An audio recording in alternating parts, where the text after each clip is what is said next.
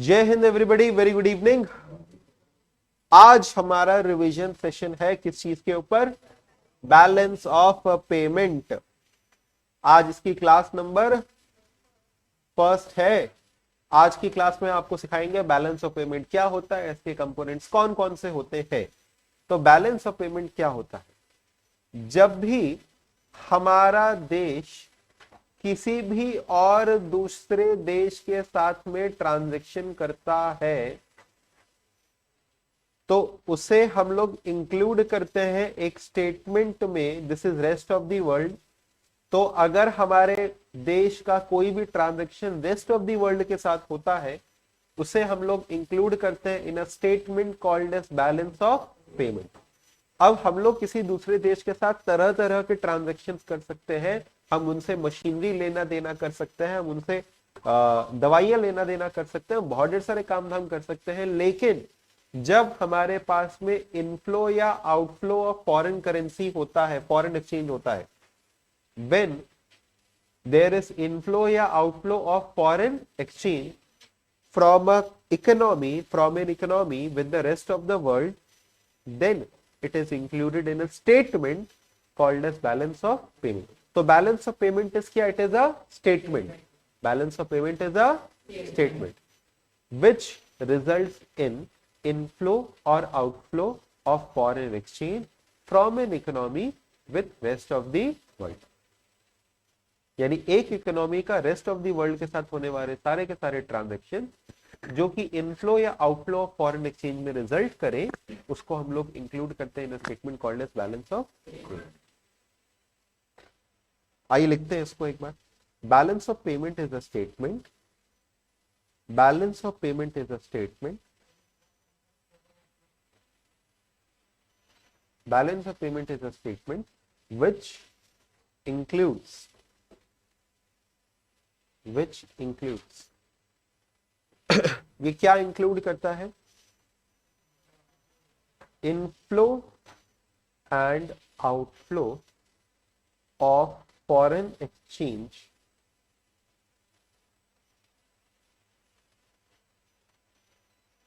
From an economy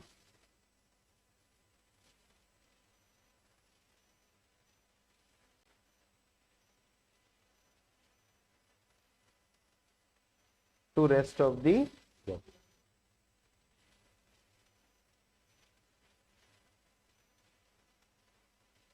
In a particular period of time. तो आपने हमसे पूछा कि ये स्टॉक कॉन्सेप्ट होता है कि फ्लो कॉन्सेप्ट होता है। It is for a period of time, 3 महीने का, 6 महीने का, साल भर का। इसका मतलब ये एक पीरियड ऑफ टाइम के लिए। तो it is a flow concept, it is a flow concept, ठीक है, क्योंकि एक पीरियड ऑफ टाइम के लिए। अब ये जो बैलेंस ऑफ पेमेंट होता है साहब, ये आपको मालूम है इंडिया में कौन बनाता है? RBI prepares balance of payment. कौन प्रिपेयर करता है? RBI prepares balance of payment in India. India में बैलेंस ऑफ पेमेंट का स्टेटमेंट बनाने का जिम्मा आरबीआई के हाथ। अच्छा और क्या? फिर सुनना। बैलेंस ऑफ पेमेंट क्योंकि एक स्टेटमेंट है, एक प्रकार का अकाउंट है, ये एक प्रकार का अकाउंट है। तो बैलेंस ऑफ पेमेंट के 2 हिस्से होते हैं, एक होता है करेंट अकाउंट और एक होता है कैपिटल अकाउंट। बोलो कौन कौन से अकाउंट? करेंट अकाउंट और कैपिटल अकाउंट। करेंट अकाउंट में कौन से ट्रांजेक्शन जाते हैं, कैपिटल अकाउंट में कौन से ट्रांजेक्शन जाते हैं, ये अपने को सीखना है। अच्छा, मैंने ये A/C करके लिखा है, तुम लोग ऐसे कभी मत लिखना। तुम लोग लिखो ACCOUNT, क्योंकि वो वाला ये अकाउंट्स वाला अकाउंट ऐसे करके नहीं है, इसको हम लोग लिखते पूरा पूरा ही है, current account, capital account. Current account में कौन कौन से ट्रांजेक्शन जाते हैं? तो करेंट अकाउंट के अंदर में 3 प्रकार के ट्रांजेक्शन होते हैं जो कि जाते हैं। इसमें इंपोर्ट एक्सपोर्ट ऑफ गुड्स जाता है। क्या जाता है? Import export of goods. इसको हम लोग कहते हैं बैलेंस ऑफ ट्रेड। क्या कहते हैं? Balance of trade. It is export minus import. Of goods. ठीक है, इन्हीं को विजिबल आइटम्स भी कहते हैं। विजिबल आइटम्स मतलब ये अपने को आते जाते हुए दिखाई देंगे ना, बैलेंस ऑफ विजिबल आइटम्स। दूसरा होता है balance of services. Balance of services, balance of services के अंदर में क्या होगा, it will B export minus import और सर्विसेज। और तीसरा होता है यूनिलेटरल ट्रांसफर। यूनिलेटरल ट्रांसफर का मतलब क्या हुआ, जैसे अगर आपको कोई भी गिफ्ट्स, ग्रांट्स, डोनेशंस कुछ भी मिल रहा है, रेमिटेंसेस सबसे जरूरी, रेमिटेंसेस। अरे पाकिस्तान जैसे देशों का मैंने आपको पहले बताया था खर्चा पानी कैसे चल रहा है, रेमिटेंसेस। ठीक है, उनके यहाँ फॉरेन एक्सचेंज का बहुत बड़ा सोर्स है रेमिटेंस। हमारे यहाँ पे भी रेमिटेंस से बहुत पैसा आता है। बहुत ढेर सारे इंडियंस है ना जो कि विदेशों में काम करते हैं, तो विदेश में काम करके वो वहां से फॉरेन करेंसी कमा कमा के इंडिया में बेचते हैं ना, तो दैट इज क्या, रेमिटेंस। तो unilateral transfer, balance of services और balance of trade. Balance of services and unilateral transfer को इंक्लूड करके हम लोग कहते हैं बैलेंस ऑफ इनविजिबल। बोलिए क्या, balance of invisible. It will be called as balance of invisible. ठीक है,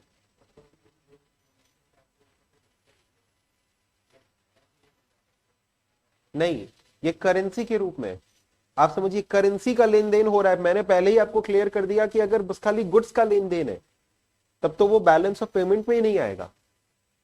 करेंसी का लेन देन है, मेरी फॉरेन करेंसी बढ़ी या घटी, हमारे देश का फॉरेन करेंसी रिजर्व बढ़ा या घटा, तब तो वो बैलेंस ऑफ पेमेंट में आएगा। अब ऐसे तुम बाहर से मेरे लिए मशीनरी भेज दो, याद है मैंने एग्जांपल में भी लिया था, बाहर से मशीनरी भेज दो, ये कर दो वो कर दो, अगर फॉरेन करेंसी का लेन देन नहीं हुआ तो फिर वो बैलेंस ऑफ पेमेंट का हिस्सा नहीं।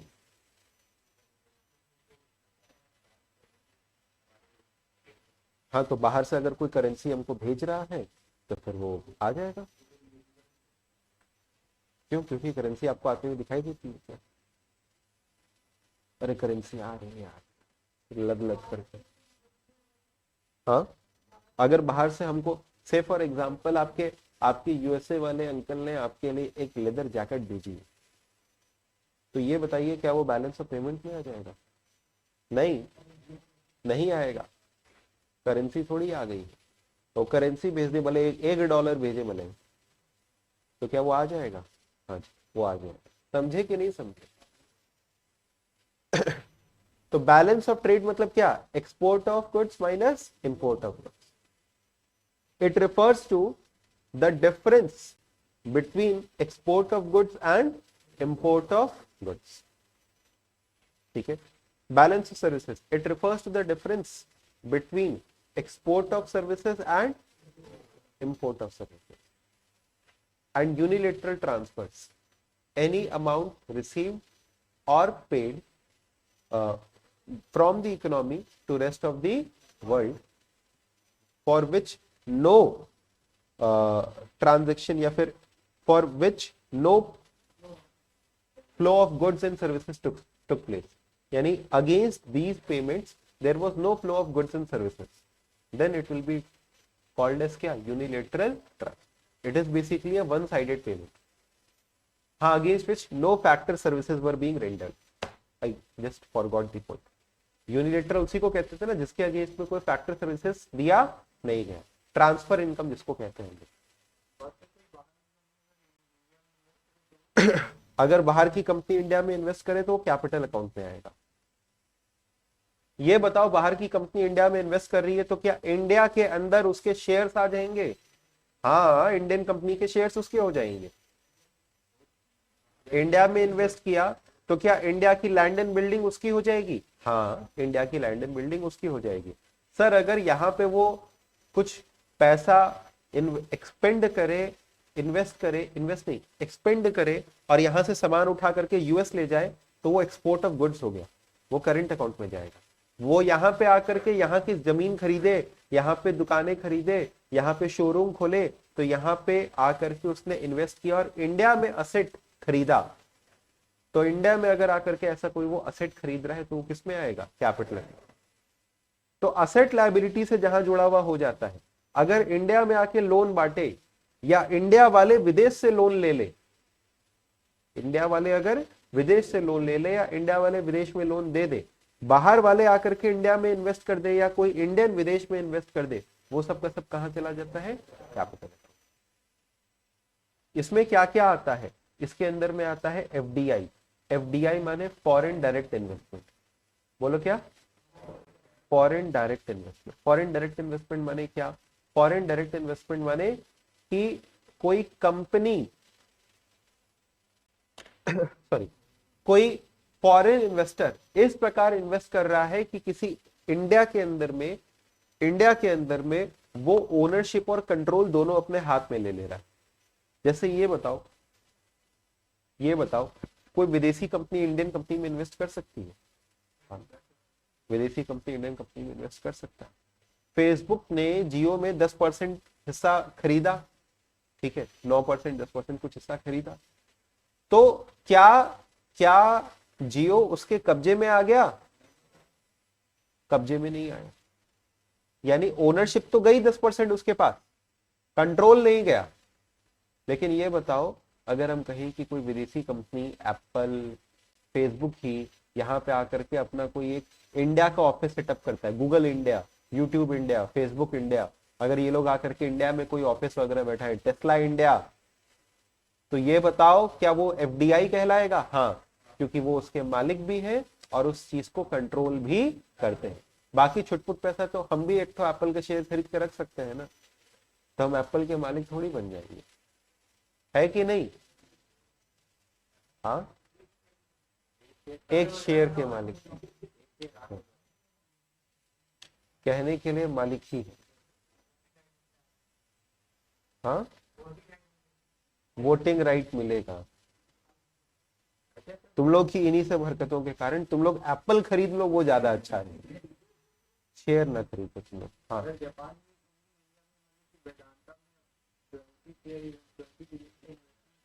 हाँ,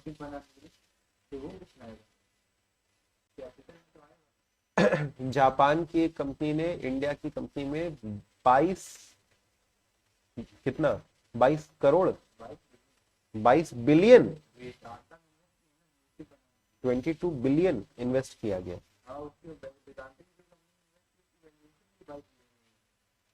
अच्छा, FDI is foreign direct investment, और एक होता है एफपीआई, फॉरेन पोर्टफोलियो इन्वेस्टमेंट। जैसे तुमने एक शेयर खरीदा, 2 शेयर खरीदा, तो हम ओनरशिप ले रहे हैं, कंट्रोल नहीं ले रहे, तो फॉरेन पोर्टफोलियो इन्वेस्टमेंट।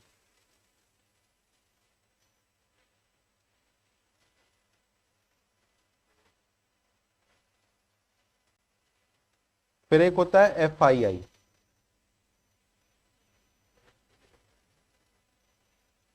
ये सबका सब कैपिटल अकाउंट में आता है। फॉरेन पोर्टफोलियो इन्वेस्टमेंट का मतलब कि आपने थोड़ा बहुत इन्वेस्टमेंट किया, ठीक है, उसकी, हाँ, एक शेयर वाला, जैसे जो फेसबुक ने किया जियो में, उसने उसकी हिस्सेदारी खरीदी, उसका कंट्रोल अपने हाथ में नहीं लिया, ठीक है। जैसे टाटा ने जगुआर को पूरा पूरा खरीद लिया ना, लैंड रोवर को पूरा पूरा खरीद लिया ना, तो उसे क्या कहेंगे? एफडीआई। और अगर थोड़ा बहुत पैसा लगाता है तो उसे क्या कहते हैं? FII, FPI.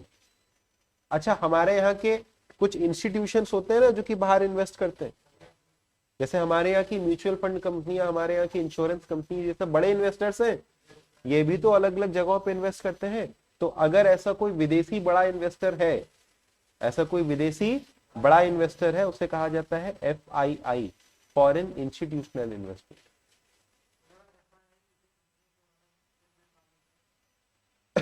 एफडीआई कह दूंगी, ये अलग अलग नहीं है, ठीक है, foreign institutional investment.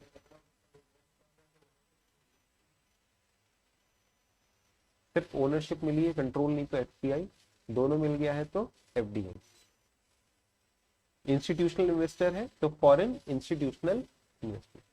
Sir institutional नहीं होगा तो क्या होगा, आपके हमारे जैसा छुटपुट इन्वेस्टर, रिटेल इन्वेस्टर कहलाएगा। ठीक है। अच्छा, बाकी विदेशी लोग इंडिया में अकाउंट अपना मेंटेन कर सकते हैं, कॉल्ड एज एनआरआई अकाउंट। हम लोग फॉरेन लोन ले सकते हैं, यस और नो? जैसे किसी विदेशी बैंक से आपने बोरोइंग कर लिया, फॉरेन लोन्स ले सकते हैं। ठीक है। फॉरेन करेंसी बोरोइंग इसको कहते हैं। तो ये सब का सब किस में आ गया, कैपिटल अकाउंट में। तो बताइए, बैलेंस ऑफ पेमेंट के दो हिस्से होते हैं, एक होता है करेंट अकाउंट और एक होता है कैपिटल अकाउंट। करेंट अकाउंट में क्या क्या आता है, balance of trade, balance of services, unilateral transfers. और कैपिटल अकाउंट में क्या क्या आता है, हाँ, एफडीआई, एफपीआई और एफआईआई। समझे क्या? अब समझो, अगर ये अकाउंट है तो इसका दो साइड होता होगा, डेबिट क्रेडिट। तो सर अगर पैसा आया तो किस साइड जाएगा, पैसा गया तो किस साइड जाएगा? पैसा आया तो किस साइड, पैसा गया तो किस साइड? तो समझो, करेंट अकाउंट के डेबिट साइड में क्या क्या जाएगा, जो भी हम एक्सपेंसेस करेंगे।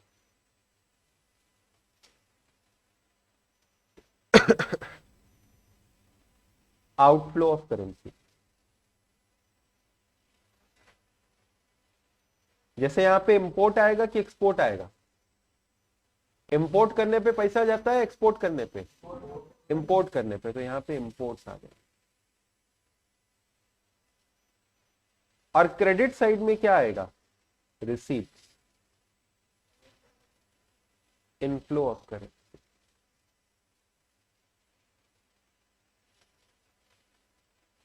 जैसे कि क्या, एक्सपोर्ट,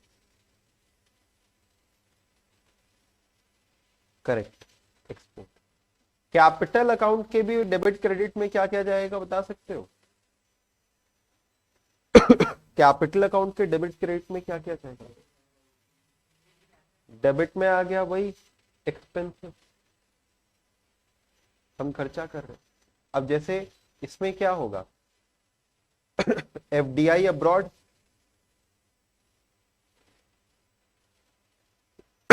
हम कहीं विदेश में इन्वेस्ट कर रहे हैं, या फिर लोन रिपेड। लेकिन क्रेडिट साइड में क्या क्या जाएगा, जो भी हमारे रिसीप्ट्स होंगे, जैसे FDI in India, foreign investment in India, loan taken. समझे कि नहीं समझे? खर्चा हो रहा है तो डेबिट साइड, आया तो, गया तो, आया तो क्रेडिट। तो तुमसे पूछा जा सकता है कि बताओ एक्सपोर्ट ऑफ सर्विसेज कहां जाएगा? Export of services credit side of current account. Remittances received from abroad कहां जाएगा? Credit side of current account. Investment, foreign investment from abroad कहां जाएगा? हाँ, credit side of capital account. Is this clear और not? पक्का समझे?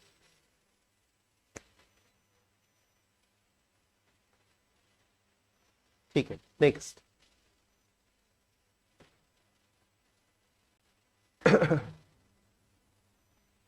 दो प्रकार के ट्रांजैक्शंस होते हैं, एक होता है ऑटोनोमस और एक होता है एकोमोडेटिंग। ऑटोनोमस और एकोमोडेटिंग। ऑटोनोमस ट्रांजैक्शंस कौन से होते हैं? ऐसे ट्रांजैक्शंस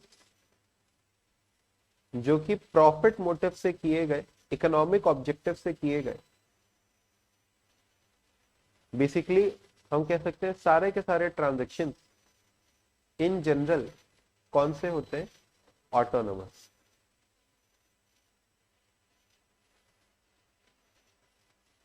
क्या होता है वो, ऑटोनोमस। नहीं, which affects the balance sheet नहीं, ऑटोनोमस ट्रांजेक्शन का मतलब those transactions which are undertaken with कौन सा ऑब्जेक्टिव,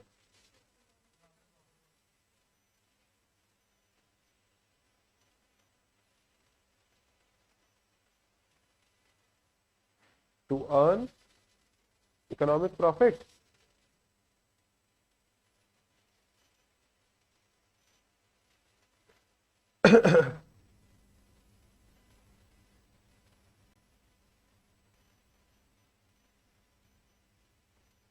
टू अर्न प्रॉफिट्स कर लीजिए, ब्रैकेट में लिख दीजिए economic objective.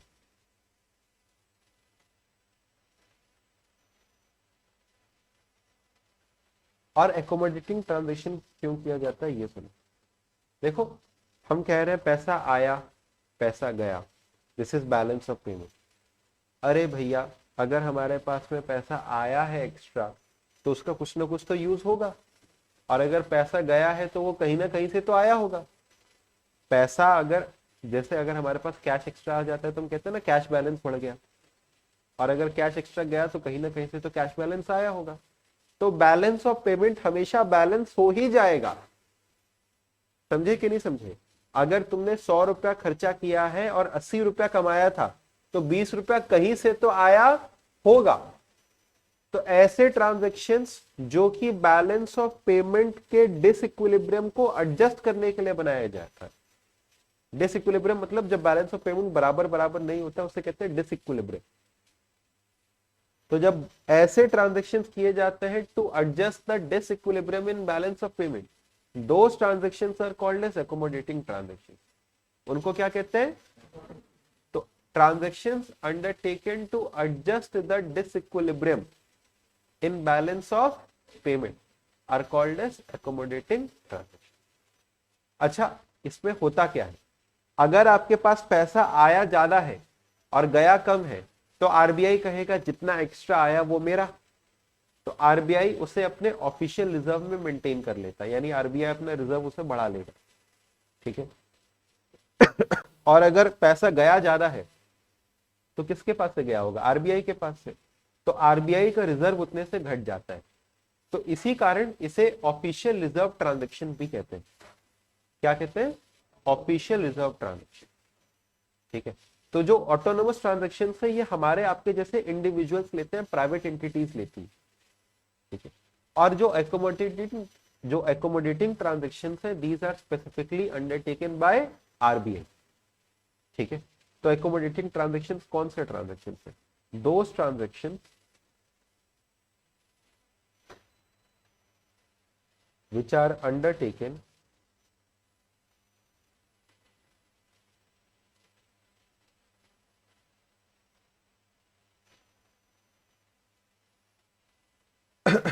to adjust the disequilibrium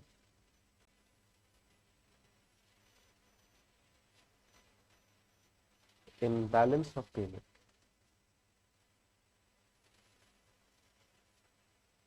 are called क्या थी?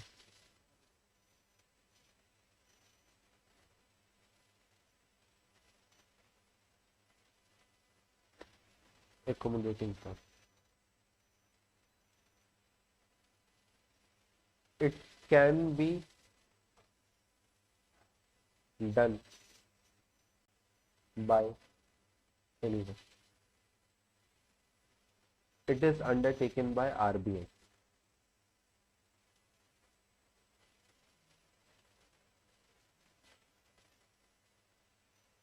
सेंट्रल अथॉरिटी, यानी ये केवल कोई सेंट्रल अथॉरिटी ही लेती है। ये ट्रांजैक्शंस कोई सेंट्रल अथॉरिटी ही लेती है। ठीक है।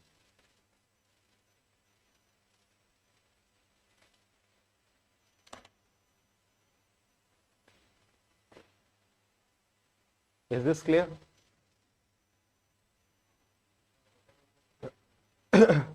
ऑटोनोमस इंपोर्ट एक्सपोर्ट जो भी है कुछ हम लोगों ने पढ़ा, सबका सब तो ऑटोनोमस ही पढ़ा, ठीक है। अच्छा, जैसे होता क्या है, जब हम लोग अकाउंट बनाते हैं तो लास्ट में बैलेंसिंग फिगर लिखते हैं, तो ये अकोमोडेटिंग ट्रांजेक्शन और कुछ नहीं, वो बैलेंसिंग फिगर है। ये क्या है? बैलेंस। तो इसीलिए इसको बिलो द लाइन आइटम्स भी कहा जाता है। क्या कहा जाता है? Below the line item. और जो ऊपर का हिस्सा है, जो मेन हिस्सा है, वो क्या है? ऑटोनोमस। तो ऑटोनोमस ट्रांजेक्शन्स को कहा जाता है अबव द लाइन आइटम्स, और अकोमोडेटिंग ट्रांजेक्शन्स को कहा जाता है below the line. These are called क्या? Above the line item.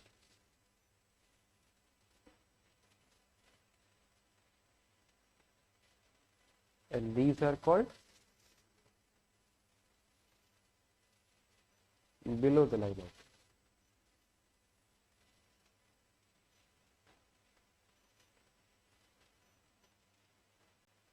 ठीक है ये बात?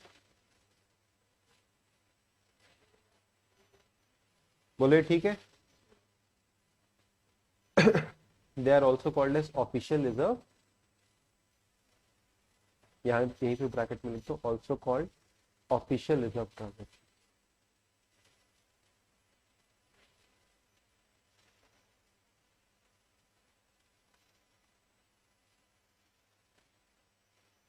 देखिए, तीन प्रकार का बैलेंस ऑफ पेमेंट हो सकता है। तीन प्रकार का बैलेंस ऑफ पेमेंट हो सकता है, या तो सरप्लस, या तो डेफिसिट, या फिर इक्विलिब्रियम। ठीक है। बैलेंस ऑफ पेमेंट कहने में थोड़ा सा अजीब लगता है, तो हम लोग उससे कह सकते हैं जैसे सरप्लस बजट, डेफिसिट बजट और बैलेंस बजट होता था, वैसे ही करके यहाँ पे हम लोग कह सकते हैं सरप्लस बीओपी, डेफिसिट बीओपी और इक्विलिब्रियम बीओपी। ठीक है। Surplus balance when the inflow of foreign exchange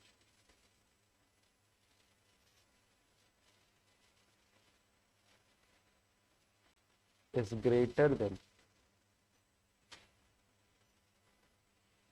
outflow। अगर क्या चीज ज्यादा है? इनफ्लो ज्यादा है किससे?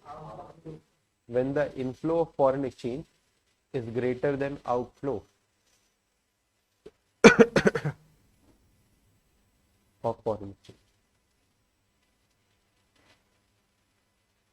उससे हम लोग कहते हैं क्या? सरप्लस। इट इज कॉल्ड क्या? सरप्लस। और एक होता है डेफिसिट बीओपी। डेफिसिट बीओपी क्या होता है?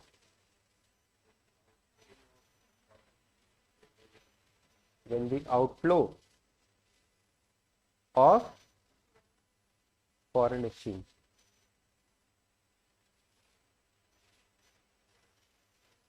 is, पूरा लिख लोगे, ग्रेटर देन इनफ्लो। और फिर ये क्या होता है? इक्विलिब्रियम।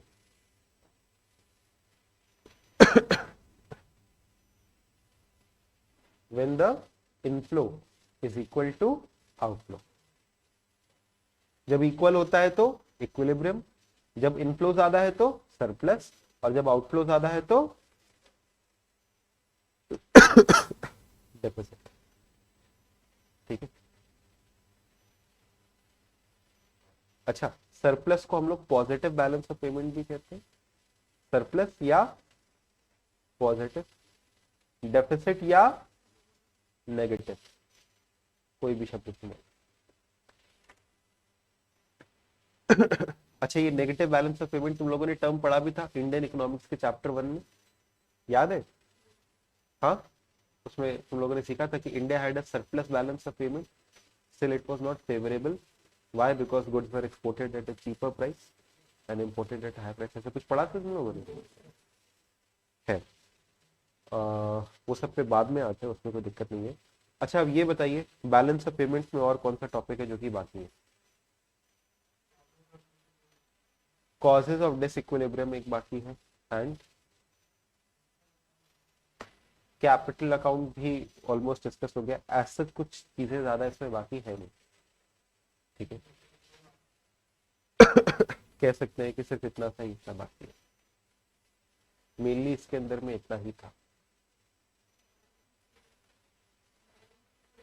बैलेंस ऑफ ट्रेड अभी ऊपर हम लोगों ने डिस्कस किया। It is the difference between the export of goods and import of goods.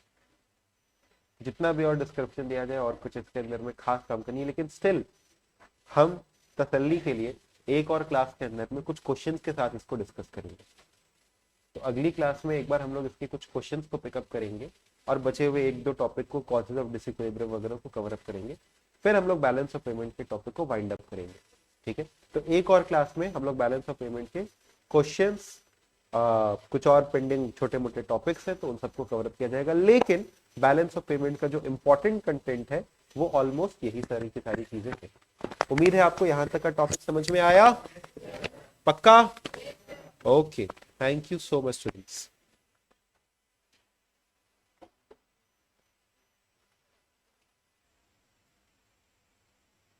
जय हिंद स्टूडेंट्स, वेरी गुड इवनिंग। आज हम लोगों की बैलेंस ऑफ पेमेंट चैप्टर की क्लास नंबर 2 है, और आज की क्लास में हम लोग क्या करने वाले हैं, तो बेसिकली आज के सेशन में हम लोग कुछ इंपॉर्टेंट क्वेश्चंस को डिस्कस कर लेंगे।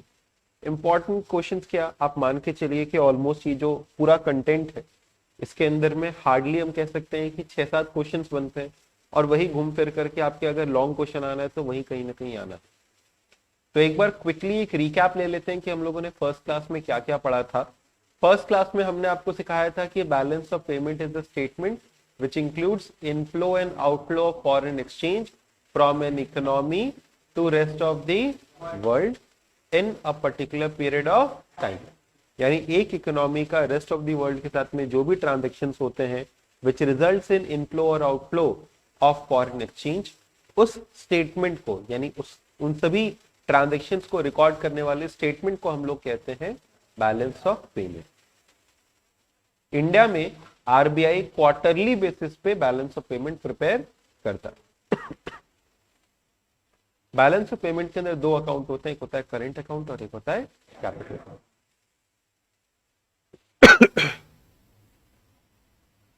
करंट अकाउंट के 3 हिस्से होते हैं, balance of trade, balance of services और unilateral transfer.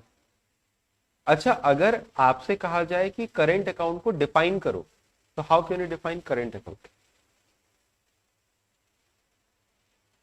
How can you define current account?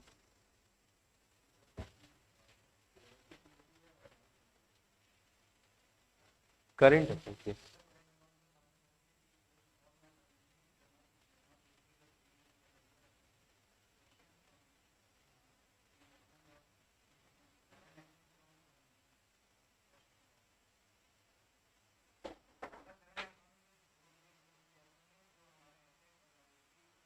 हम आपका मतलब समझ रहे हैं, आप जो कह रहे हैं सुनने में अच्छा है लेकिन प्रैक्टिकल नहीं है। समझ रहे हैं हम आपको? बिकॉज अगर आप उसको टेक्निकली करेक्ट कहना चाहेंगे तो under the foreign exchange management act there is a different definition for current account, ठीक है। So that is not the accurate definition. So how can you exactly define current account? Yes, आप भी try करना चाहेंगे? आपसे तो कहा है पीछे।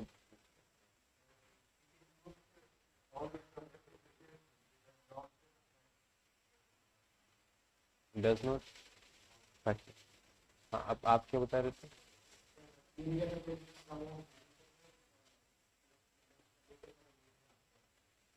एक्चुअली इसको ऐसे डिफाइन करना बेहतर है, इसको ऐसे डिफाइन करना बेहतर है कि हम लोग उससे कह सकते हैं कि it is basically the difference between receipts and payments on account of import and export of goods, visible items, import and export of services and unilateral transfers. So balance है, balance of trade. तो what is balance of trade? Balance of trade is a balance ना, it is the difference. ये क्या है? Difference है किसके किसके बीच का? Receipts और payment का. Balance of trade है difference between receipt and payment on account of import and export of goods, import and export of services and unilateral transfers. उसके रिसीप्ट और पेमेंट में जो डिफरेंस है उसे बैलेंस ऑफ ट्रेड कहते हैं, सॉरी करंट अकाउंट कहते हैं. करंट अकाउंट को, अच्छा क्योंकि ये करंट अकाउंट हम कह रहे थे, I am sorry I misspelled it. तो करंट अकाउंट को हम लोग ऐसे भी कह सकते हैं कि it is an account which records all the transactions which relates to import and export of goods, import and export of services and unilateral transfers. क्योंकि आप जो असेट और लायबिलिटी वाली डेफिनेशन बता रहे हैं उसके अंदर में और भी ज्यादा टेक्निकलिटीज हैं और वो करेक्ट डेफिनेशन, ऐसी डेफिनेशन आपके एग्जामिनेशन के लिए सुटेबल नहीं. तो हमारे लिए क्या सुटेबल है? जो हमारे कोर्स करिकुलम का पार्ट है कि करेंट अकाउंट एक ऐसा अकाउंट है जो इन 3 चीजों को इंक्लूड करता है. समझ गए बात को? फिर अगला कौन सा है? Capital account.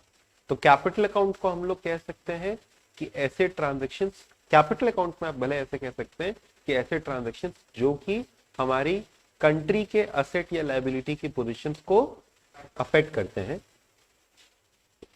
और इसमें 3 चीजें आती हैं. Investments to and from abroad, investments आ गए, एफडीआई, एफपीआई, चाहे हमारे देश में किया गया, हमने कहीं बाहर किया, ठीक है. फिर उसके बाद फॉरेन बोरोइंग्स, ठीक है, लोन्स वगैरह. और इसी में एक और चीज आती है, ये हमने कल आपको बहुत ज्यादा डिटेल नहीं किया था, आज इसके बारे में डिस्कस करें कि इसी का एक और पार्ट होता है which is your official reserve transactions, accommodating transactions. तो कल हमने आपको एकोमोडेटिंग ट्रांजैक्शंस के बारे में सिखाया था कि ये कौन से ट्रांजैक्शंस होते हैं. जब डिसइक्विलिब्रियम इन बीओपी होता है तो उसको एडजस्ट करने के लिए जो ट्रांजैक्शंस लिए जाते हैं that is accommodating transactions. So capital account transactions are those transactions. The capital account is an account which includes those transactions, which includes क्या क्या? Investment to and from abroad, borrowings to and from abroad, and ये आपका accommodating transaction, ये accommodating items. अच्छा, 2 प्रकार के account होते हैं, एक होता है करेंट अकाउंट और एक होता है capital. Current account and capital account.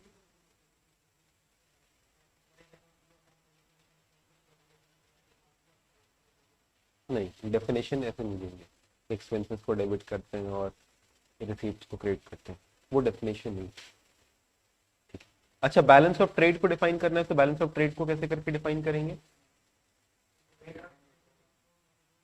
It refers to the difference between the amount received from export of goods and the amount paid on import of goods. Amount received on export and amount paid on imports. फिर क्या है बताइए? Balance of services. Balance of services क्या होता है? Balance of services is basically the difference between the amount received on export of services and the amount paid on import of services. ठीक है. Current account या capital account दोनों का 2 side होता है, डेबिट और credit. Debit side, credit side. Debit side में सारे पेमेंट्स जाते हैं, क्रेडिट साइड में सारी रिसीविंग्स आती हैं. ठीक है. तो अगर इंपोर्ट किए तो कहां जाएगा? Debit side. Import of goods कहां जाएगा? Debit side of current account. FDI in India, FDI अगर इंडिया में आ रहा है तो वो कहां जाएगा? Credit side of capital account. अगर हम कहें एफडीआई अब्रॉड हो रहा है तो कहां जाएगा? Debit side of capital account. ठीक है. समझ में आया कि नहीं आया? अच्छा, 2 प्रकार के ट्रांजैक्शन थे, ऑटोनोमस और एकोमोडेटिंग. ऑटोनोमस ट्रांजेक्शन्स आपके अपने प्रॉफिट मोटिव से किए जाते हैं। Accommodating transactions are done to adjust the disequilibrium in balance of payment. Autonomous transactions कोई भी कर सकता है, लेकिन एकोमोडेटिंग ट्रांजेक्शन्स कौन करता है? आरबीआई। ऑटोनोमस को हम लोग अबव द लाइन आइटम्स कहते हैं और अकोमोडेटिंग वाले को बिलो द लाइन। एक और डिफरेंस है, हम आपको इसके अंदर में लिखवाना चाहेंगे, जो कि बहुत इंपॉर्टेंट डिफरेंस है। द डिफरेंस इज कि ये जो ऑटोनोमस ट्रांजेक्शन्स हैं, इसमें करंट अकाउंट और कैपिटल अकाउंट कुछ भी आ सकता है, समझे? इसमें करंट अकाउंट के भी ट्रांजेक्शन्स आ सकते हैं और इसमें कैपिटल अकाउंट के भी ट्रांजेक्शन्स आ सकते हैं। बट एकोमोडेटिंग ट्रांजेक्शन्स के अंदर में केवल और केवल क्या आता है? कैपिटल अकाउंट की ही ट्रांजेक्शन्स आते हैं। वापस से, ऑटोनोमस ट्रांजेक्शन्स के अंदर में करंट अकाउंट या कैपिटल अकाउंट दोनों आ सकते हैं, लेकिन एकोमोडेटिंग ट्रांजेक्शन्स के अंदर में सिर्फ और सिर्फ कैपिटल अकाउंट। यानी एकोमोडेटिंग ट्रांजेक्शन कौन लेता है? बेसिकली आरबीआई लेता है। और इसमें फॉरेन एक्सचेंज रिजर्व, या तो फॉरेन एक्सचेंज बोरो किया जाता है या तो फिर फॉरेन एक्सचेंज रिजर्व का इस्तेमाल किया जाता है। तो बेसिकली ये पूरा का पूरा जो है वो कैपिटल अकाउंट का ही हिस्सा होता है। समझ गए बात को? तो आइए लिखते हैं। लिखते हैं,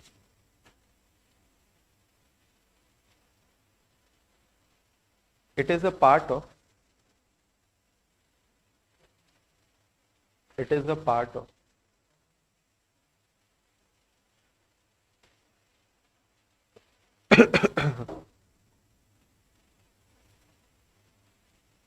current account as well as capital। जो एकोमोडेटिंग ट्रांजेक्शन है, these transactions are included where are included in capital account only।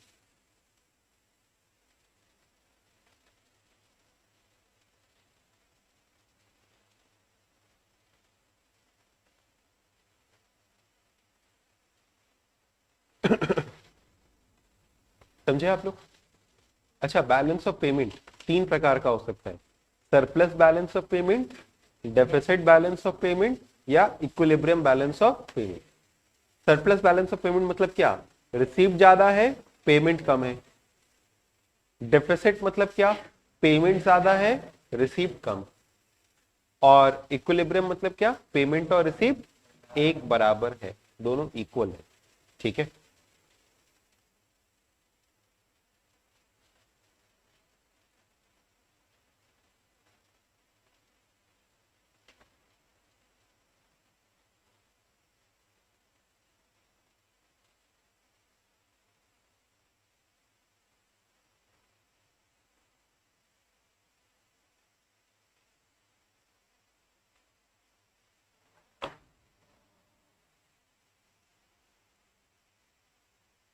Students हमारे चैप्टर में सिर्फ इतना ही था।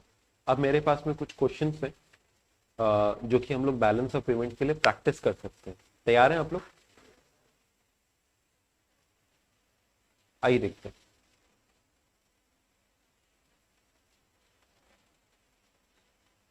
Everybody please focus. There is a sorry what are invisible exports? बताइए, what are invisible exports? Export of services and unilateral transfers are called as invisible exports. Unilateral payments कह सकते हैं, are called as invisible exports. Where are borrowings from abroad? ध्यान सुना, where are borrowings from abroad recorded in BOP account and why? Where are borrowings from abroad recorded in BOP and why? It is recorded in credit side of capital। ठीक है, credit side पे क्यों? क्योंकि ये receive हो रहा है। और कैपिटल अकाउंट क्यों? क्योंकि बोरोइंग है।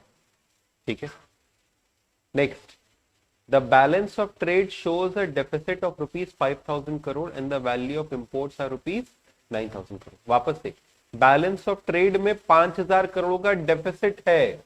डेफिसिट है मतलब क्या चीज ज्यादा था? इंपोर्ट ज्यादा था, एक्सपोर्ट कम था। किसका?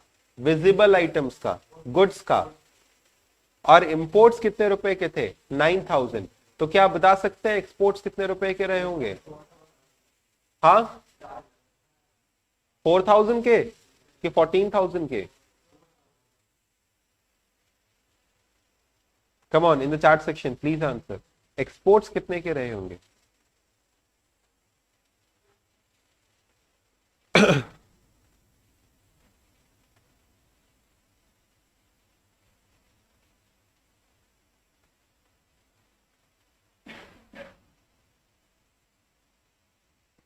कितने के? 4,000।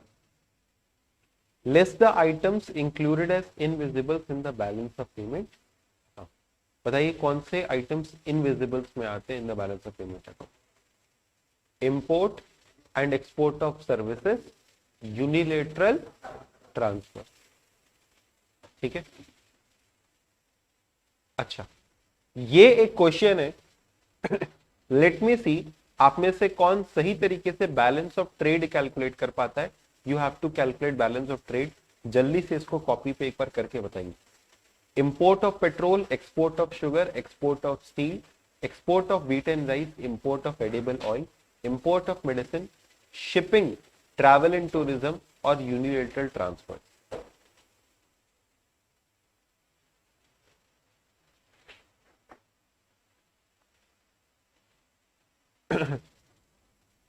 चलिए बताइए, इसमें बैलेंस ऑफ ट्रेड में क्या क्या चीजें आएंगी और क्या क्या चीजें नहीं आएंगी? बताओ। गुड्स से जुड़ी हुई चीजें किसमें आती हैं? Balance of trade. और बाकी सर्विसेज से जुड़ी हुई चीजें balance of services. Unilateral transfer वगैरह यूनिलेटरल के अंदर में आ जाता है, यूनिलेटरल ट्रांसफर में ही चला जाता है। और तीनों मिला करके बनता है क्या? Current account.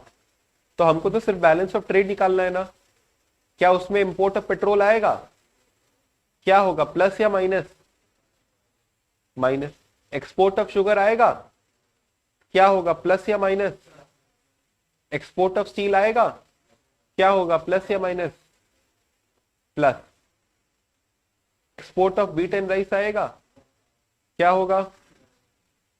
Import of edible oil? Minus. Import of machine आएगा कि नहीं आएगा? हाँ, आएगा। मशीन भी इंपोर्ट कर रहे हैं तो भी आएगा, ये भी क्या हो जाएगा? माइनस। शिपिंग आएगा कि नहीं आएगा? शिपिंग एक सर्विस है, ये नहीं आएगा। ट्रैवल एंड टूरिज्म सर्विस है, नहीं आएगा।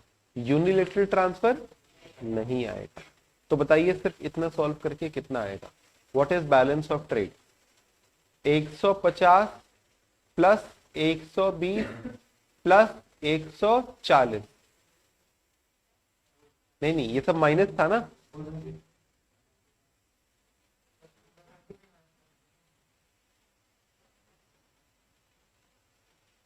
साठ प्लस 200 प्लस 90 माइनस, इसको भी पूरा ब्रैकेट में कर दे रहे हैं। 150 प्लस 120 प्लस 100, 350 माइनस 410। तो कितना हो गया? -60। तो what is balance of trade? It is -60। Surplus balance of payment है या नेगेटिव बैलेंस ऑफ पेमेंट है? डेफिसिट बैलेंस ऑफ पेमेंट क्या? बैलेंस ऑफ ट्रेड है। It is deficit balance of trade. अच्छा, आपसे पूछा जा सकता है कि what do you mean by surplus capital account या surplus balance of trade, surplus balance of services, deficit balance of trade. Basically surplus balance of trade या deficit balance of trade चल सकता है। तो सरप्लस बैलेंस ऑफ ट्रेड का मतलब क्या? Export of goods is higher than import of goods. और deficit balance of trade का मतलब import of goods is higher than, देखो ये देखिएगा, distinguish between current account deficit and current account surplus. Current account deficit और current account surplus के बीच में डिफरेंशिएट करना है, कैसे करेंगे, क्या लिख सकते हैं बताइए? What do you mean bye current account deficit? क्या लिखा जा सकता है इसमें?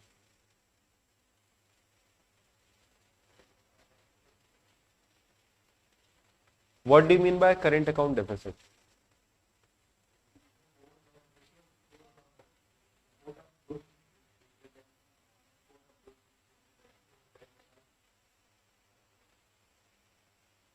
एक एक करके बताइए, क्या कह रही थी आप?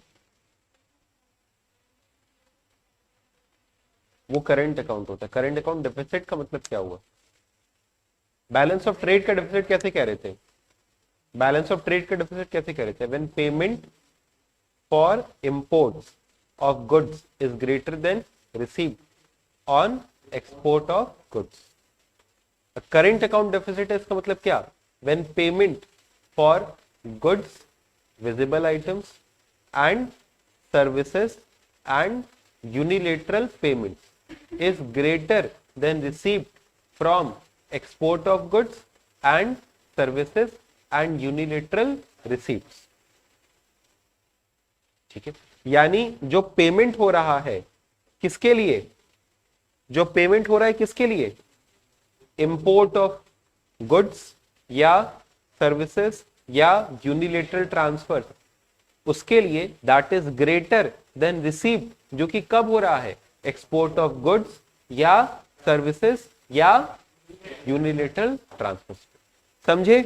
That will be called as current account deficit. और उसी को ठीक जब उल्टा करके लिख देंगे कि जब रिसीव ज्यादा है पेमेंट से, तो फिर that will be called as current account surplus. चलो आखिरी सवाल ये देखो और बताओ कि what is the difference between balance of trade and balance of payment? चलो भाई बताओ। बैलेंस ऑफ ट्रेड और बैलेंस ऑफ पेमेंट में क्या अंतर होता है?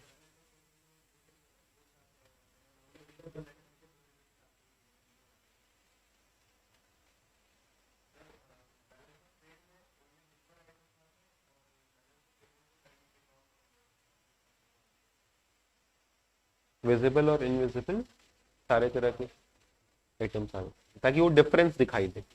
ठीक है, और बैलेंस ऑफ पेमेंट एक ब्रॉड कॉन्सेप्ट है, बैलेंस ऑफ ट्रेड एक नैरोअर कॉन्सेप्ट है। और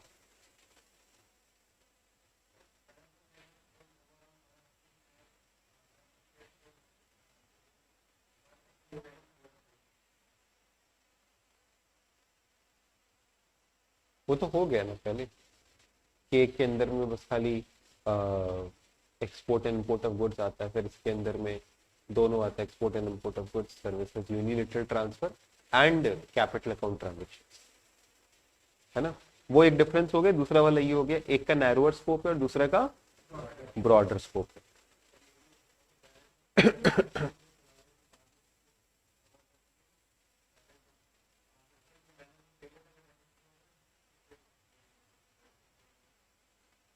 करेक्ट। बैलेंस ऑफ ट्रेड के डेफिसिट को बैलेंस ऑफ ट्रेड के सरप्लस को यूज किया जा सकता है बैलेंस ऑफ पेमेंट को बैलेंस करने के लिए, यानी उसके डिसइक्विलिब्रियम को एडजस्ट करने के लिए। लेकिन अगर बैलेंस ऑफ पेमेंट का सरप्लस है तो उसका इस्तेमाल बैलेंस ऑफ ट्रेड के लिए, यानी बैलेंस ऑफ ट्रेड को आप यूज कर लोगे बैलेंस ऑफ पेमेंट के लिए, बैलेंस ऑफ पेमेंट को आप यूज नहीं कर सकते हो बैलेंस ऑफ ट्रेड के लिए, क्योंकि बैलेंस ऑफ ट्रेड जुड़ करके बनता है balance of payment. Balance of payment में अगर कुछ भी है तो वो ऑलरेडी बैलेंस ऑफ ट्रेड को जोड़ करके ही बनाया ना। समझे कि नहीं समझे? जैसे एक होता है करेंट अकाउंट, एक होता है कैपिटल अकाउंट। अगर करेंट अकाउंट में कोई भी गड़बड़ी है तो कैपिटल अकाउंट उसको संभाल सकता है, समझ गए? लेकिन अगर इनके टोटल में कोई भी गड़बड़ी है तो वो नीचे वाले को संभाल नहीं सकता। ठीक है, इसके लिए एक एग्जैक्ट पॉइंट होती है, एक वर्डिंग होती है। हम आज किसी एक इसी के इनफैक्ट एक सॉल्यूशन बुकलेट में हमने उसको लिखा भी था, मेरा मोबाइल फोन अच्छा इसी में है। ओके, हम इसका जो एक एग्जैक्ट आंसर है वो हम आपके साथ में शेयर करते हैं। एक बड़ा ही अच्छा पॉइंट लिखा हुआ था इसके लिए। ये कौन सा क्वेश्चन है अपना 60, जो कि इसके एग्जैक्टली आप इसको कैसे आंसर कर सकते हैं ये आपको बताते हैं। Exactly the point can be written in this way, exactly the point can be written in this way कि बैलेंस ऑफ ट्रेड के लिए its deficit can not be met by balance of payment. Balance of trade के लिए है its deficit can not be met by balance of payment, यानी balance of payment balance of trade को handle नहीं कर सकता। ठीक है, तो बैलेंस ऑफ ट्रेड का जो डेफिसिट है, जो बैलेंस ऑफ ट्रेड का डेफिसिट है, its deficit can not be met by balance of payment.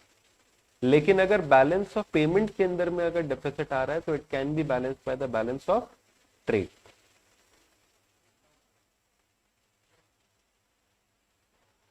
हाँ, वो मेरी एक्सप्लेनेशन शायद जो इससे पहले वाली थी उससे थोड़ा कंफ्लिक्टिंग हो गया। आई शुड हैव सेड कि जो इंडिविजुअल वाला यानी जो सिंगल कंपोनेंट है बैलेंस ऑफ ट्रेड, इसका हम लोग बैलेंसिंग नहीं कर सकते, यानी इसको एडजस्ट नहीं कर सकते।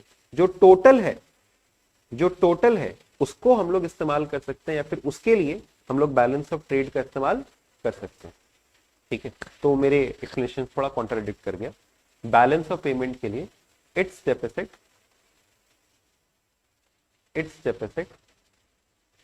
can be adjusted by balance of trade।